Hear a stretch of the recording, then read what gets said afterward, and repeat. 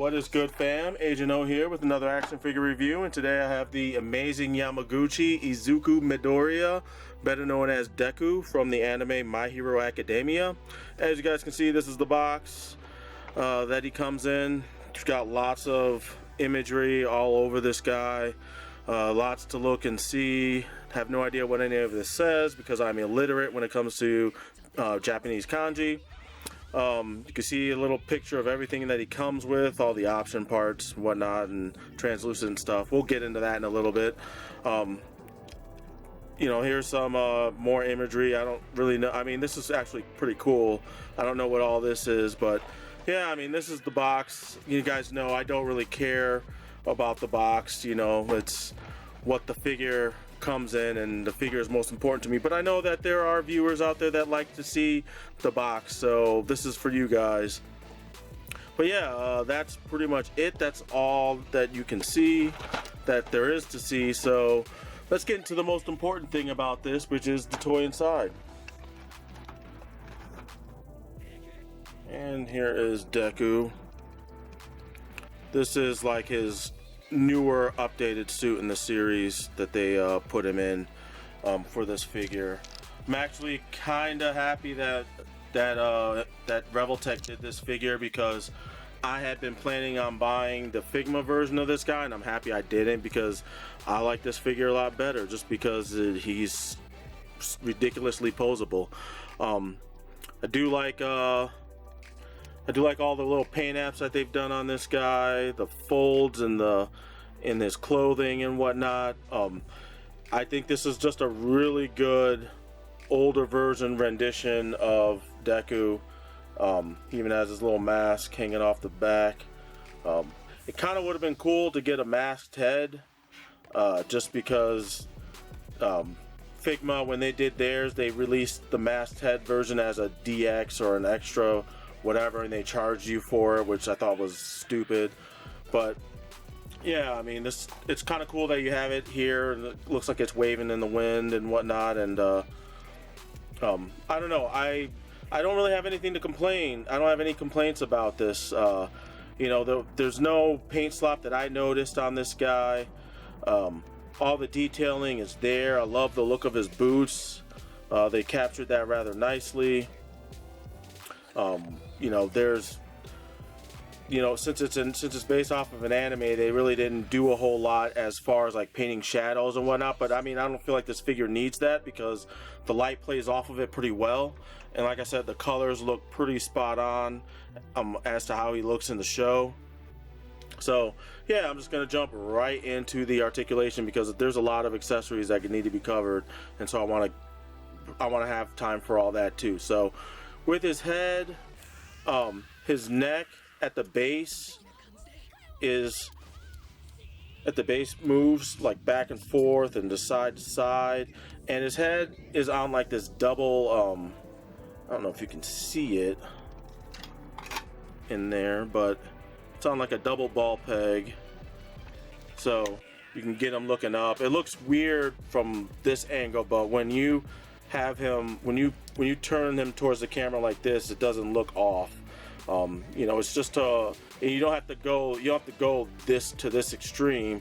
You just have to angle his head high enough so that you can get him looking up, and you can get him looking down as need be.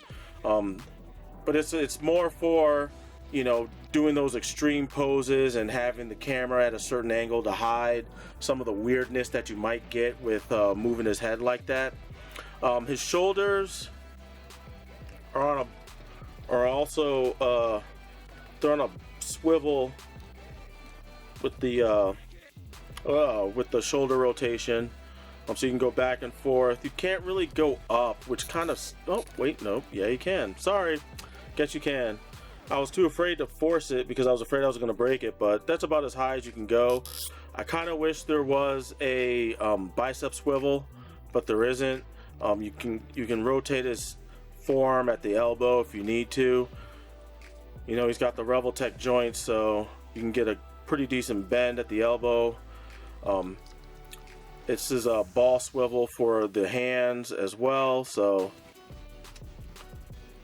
the cuffs actually rotate also, so you don't have to worry about losing any kind of range of motion. Sorry, I had to bend it just the right way, but yeah, you can get a pretty decent bend at the wrist, and of course it rotates. His mask, you can move around. There's like a ball peg like on the back, like molded on his back, so you can stick it in there and it'll stay in place. But if you need to move it around, it'll come off that way. So I thought that was a nice little touch. I actually dig that. He's got a lot of movement at the diaphragm joint and the waist. He's got a lot of rotation, also a lot of back and forth movement. He can put all his back all the way back, and he can bend forward. Whoops, pretty deep. And yeah, that's the face gimmick that with the switchable face plates, because I accidentally knocked it off.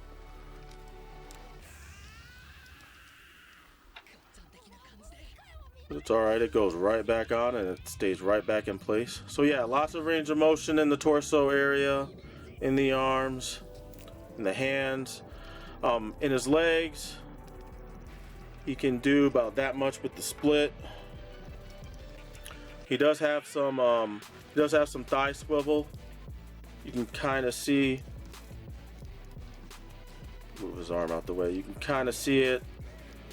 It's kind of. I mean, it's the way they cut it. It actually looks pretty nice, and it doesn't stand out when you rotate his thigh.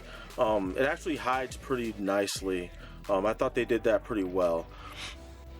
He also bends at the knee. As you can see, you get that much of a bend. And with his foot, you can point his feet backwards and inwards. He's got the toe point, and he's got pretty decent ankle rockage. Yeah. So, back and forth. It's really nice overall. But this is an amazing Yamaguchi, so it's going to be posable. It's going to be super posable. And overall, I really like the posability with this guy. I kind of wish, like I said, I wish he had a bicep swivel, but you can kind of get around it, but not really. That would have really helped knock this out of the park in the posability department for me. But other than that, though, everything else works really nice, and you can get a lot of nice poses out of this guy. A lot of poses. I kind of wish I had more time to shoot images, because I'm kind of rushing this because I have work in a little bit. So I kind of wish I could have taken more pictures and whatnot. But yeah, solid figure overall. I want to move on to the accessories because there's quite a bit to cover. Now he comes with about 12 of these effect pieces. These full cowling. I'm gonna call them the full cowling effect pieces. They peg in on the backs of his arms. There's a couple peg holes here underneath the mask as well. There's a couple peg holes here behind his calves, and you can even peg them at the bottom of his feet for like aerial poses and stuff. And they fit in quite nicely. They're really easy to get in there. There's no real problems. You can move them around. You can move them around if you need to. Just so depending on what kind of angles and poses you're trying to get. I'm only showing you 2, but there's 8. You get 8 of these shapes, and then you get 4 of these shapes. These are a little shorter. These are for his fists, for only the bald fists. The bald fists have a peg hole right in here, and you just peg it in. I mean, I've got pictures and stuff, so you'll see, but you guys know how this works. But yeah, it fits in like so, and it's pretty nice. It's pretty nice. I thought it would stand out more to me, but it doesn't. I'm actually okay with it. He also comes with a couple other faceplates. And he has his angry face, and he has his like smiling wonderment face or whatever. The eyes are replaceable. There's a little tool. It's similar to the Deadpool, where in the back, what I usually do is I'll poke it out in one of the, I'll just poke it on the white part of the eye so that I don't accidentally mess up the paint. And yeah, he's got, kind of looks freaky because he's got no eyeballs, but he comes with a bunch of different sets of eyes. Some of these only fit in these faces where he has the wider eyed look, and then the one where he's got the scowl have special eyes that fit only in those, only in this faceplate. So it kind of blows because I kind of wish, because you know he's got the different eyes where they're looking in different directions and whatnot. And he's got the, like these two I think will go in to this face, and then the rest of these are all for the scowling face. And when you get the toy, and you can kind of see how the irises are shaped to match the angle that the scowling face makes. So you've got these, and in the inside of here is a pen, and in that pen it fits in a special holding things hand. I'll show you that in a second. I'll just move these to the side. So he comes with multiple hands. So here are his flex posed hands. I really like these hands because they do kind of look like they're gloved hands. I mean, you can, whoops, in the sculpting, I don't know if you can see, but you can kind of see the seams in the gloves, like on the thumb. So I thought that was really cool that they molded that. Here's the pen holding hand. You can kind of see how that looks and how that works. Sculpted really nice. I actually like the stylization that they gave the hands. Kind of reminds me of how an artist would draw hands. This is his book holding hand. He comes with his book that he takes notes on all the superheroes with, and has little drawings. And that's actually pretty nice little. It's a cool little accessory, just because it's open and you can see like the drawings and writing, and it's all really nice looking. The detailing, because you can actually make out kanjis and everything. And you know, here's the outside of the book, and yeah, the notebook looks pretty cool, and it fits in the hand fits on it pretty nicely. And so does the pen holding hand. I'm not going to put the pen in the hand. You'll just have to take my word for it that it that it fits quite nicely. That it fits in the hand. I have some pictures to show, so just look at that instead.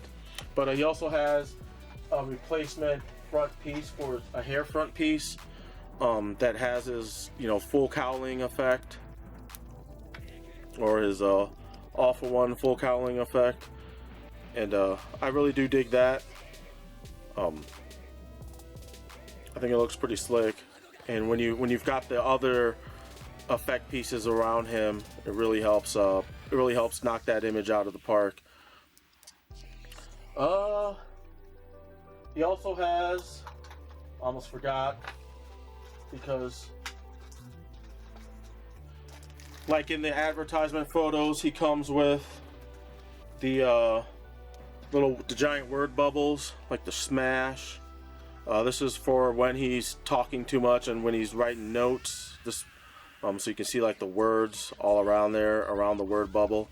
And then he comes with another smash, word bubble. And this little piece is what slides in, and then the stand pegs in, and it'll hold it up. I didn't bring out the stand, but you get the idea. That is what is gonna pretty much do it for all the accessories. Overall, I think this is a really good entry by Revoltech in their Amazing Yamaguchi series. I do really like this figure. This just makes me anticipate All Might's figure even more so now that I've got this figure in hand. And yeah, I just eagerly wait for that figure to come out so I can pose him with Midoriya, and they can you know they can United States of Smash together. Oh wait, no, that sounds really bad. they can beat their opponents. I don't say smash their opponents, because that still sounds really bad. So anyway, yeah, that is gonna pretty much do it. I've got nothing else.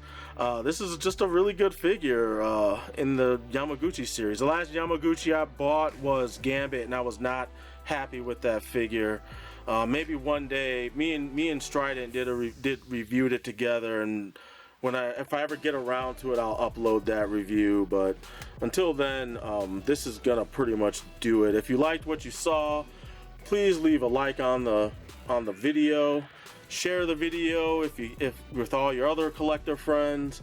Hit that subscribe button if you haven't already, and hit me up on Facebook. I'm Agent Omega Man on Facebook. Sir Agent O on Instagram. And yeah, that's gonna pretty much do it. Until the next action figure review, I'm Agent O, and I'm out. Peace.